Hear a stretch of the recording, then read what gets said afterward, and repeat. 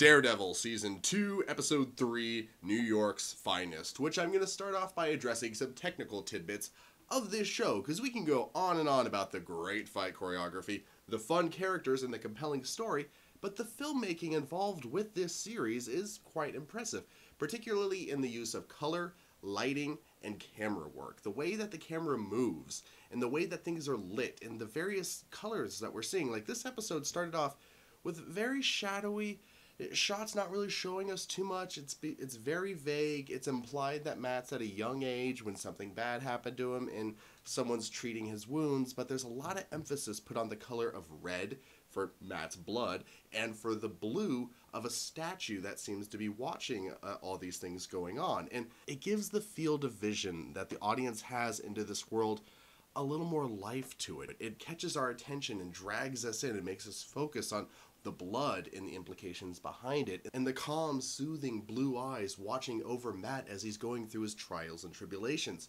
Kind of ties into all the religious aspects of this show, which there are more than a couple of. And the camera work, the way it starts off by focusing on one thing, and then it frequently moves out or pulls back or pushes in or somehow reveals more about the scene that we're witnessing that we didn't see before, which ties into the other thing I keep talking about this show, the reveals. How we start off looking at one thing and then slowly but surely we find out more, and then that thing that we were looking at turns out to be something else. Like in this episode, Daredevil sitting down against a brick wall, we pull out and we see that he's chained to a chimney on a rooftop, and we figure that out as Matt is figuring that out as he's awakening from, being unconscious from his fight with the Punisher.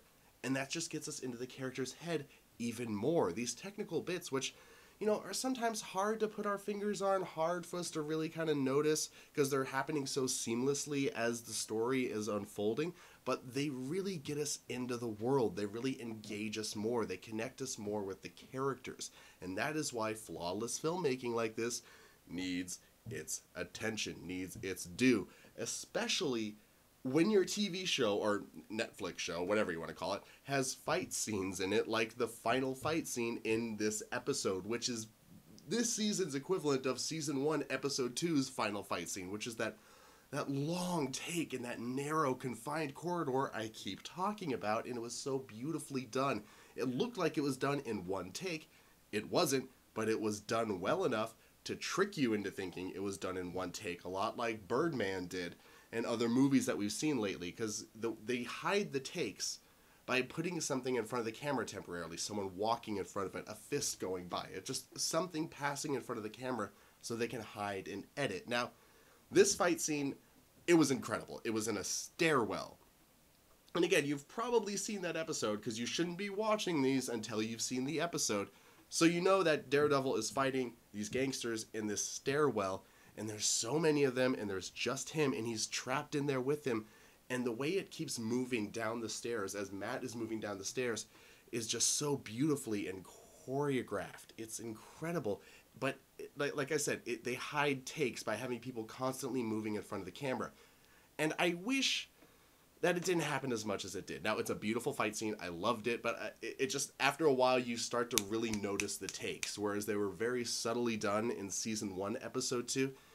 You could really see it a lot more here, because a lot of the takes, like the edits, like the shots that were edited together, they didn't flow so well. Like, you could see that there was a bit of a change between A and B, and so you could kind of sense it, so it kind of breaks the illusion a little bit, but it's still a very good illusion, hiding an incredible piece of filmmaking. So I'm going to give it a pass. I loved it, but I do have to address those little issues. But that's enough action. Let's talk about the characters and how each character has their own separate story in this episode about what it means to them to be a hero, about how everybody has their own way of being a hero. It's not necessarily about going around killing people. It's not necessarily about dressing up in a silly costume and beating up some guys. Everybody in their own way can be a hero. Everybody in their own way can accomplish things that seem impossible.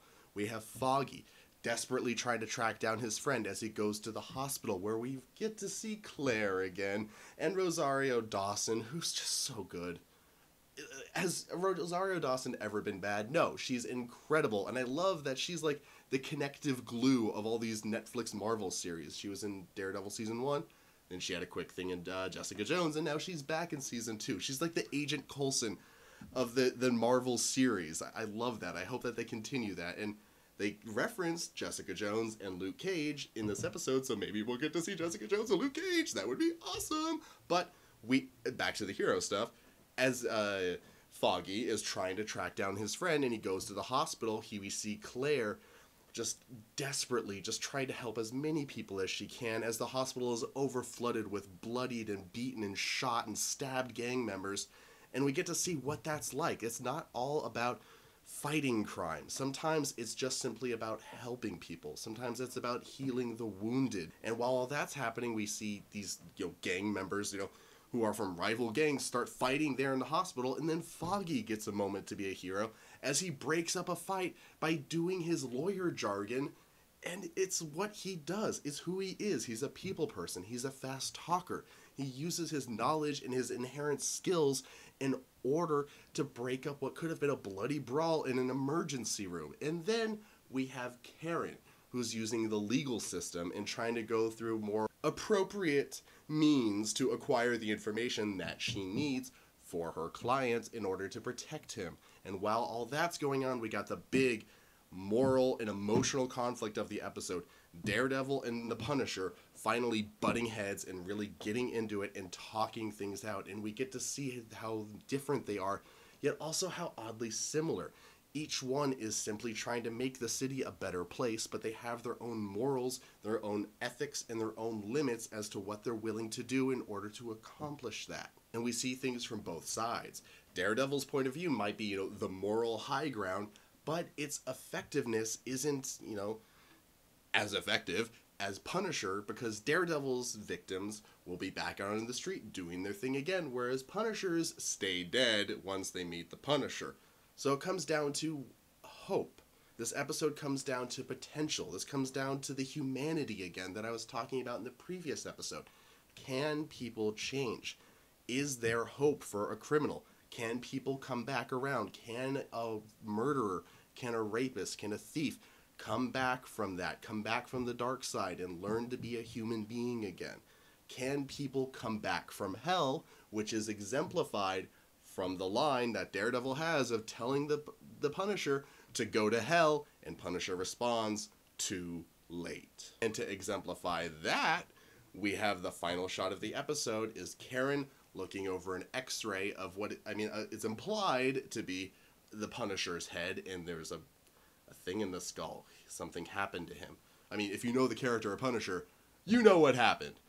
But we're seeing the first signs of it here in the show, the first indications of it, what he's been through, what brought him to this point in life where he's just a ruthless vigilante who will go around murdering anybody who he sees as unfit to be a part of society. But again, this episode takes the time to humanize him. We see him interact with another soldier right after we learn that the Punisher was in fact a soldier in some war not too long ago, and we see that relationship that he has with this other soldier, the respect that he has for him, for the position the man had, for what they both went through, the brothers in arms relationship, and that once again he's only willing to kill if he views this person as not worthy of being part of society, as he doesn't actually kill Daredevil even though he has him trapped. He could unmask him, but he doesn't, because those aren't the things that Punisher cares about. What Punisher cares about is taking out the trash, and he doesn't view Daredevil as trash. He views him as, a weak half measure, to quote Punisher himself, but they are ultimately on the same side, and so Punisher in this episode wants to push Daredevil, kind of a la the Joker in Dark Knight, but it's also different. It's reminiscent, but it's not the same, and I did appreciate it. It was probably some kind of callback on some level, I'm not going to deny that, but it was creative. It was nice to see two superheroes butting heads as one superhero is attempting to push the other one to break their moral code. And this is all in episode 3 of 13, so I got a ways to go. This story could get incredibly epic from here on out, so let's just get this show on the road and move on to episode 4.